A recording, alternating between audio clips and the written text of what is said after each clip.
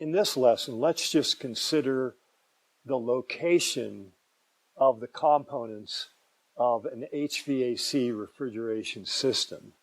So we have the evaporator right here, which is the cold coil.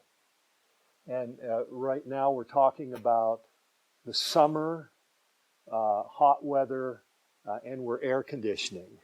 So we have our expansion device and our evaporator coil in here. The expansion device and the evaporator coil are in the air handler somewhere, or they're just above the air handler or just below the air handler. Or if the air handler is horizontal, they're on one side or the other of that air handler.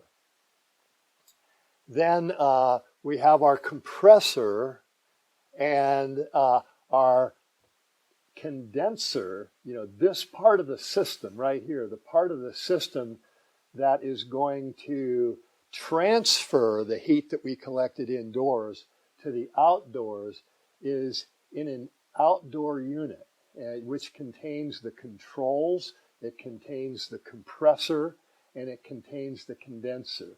This is the condenser coil, this is the compressor.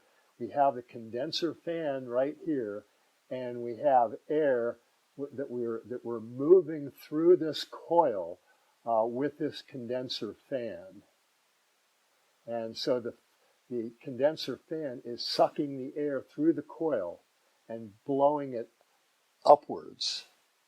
And so this is gives you kind of the location of the components of the HVAC refrigeration system.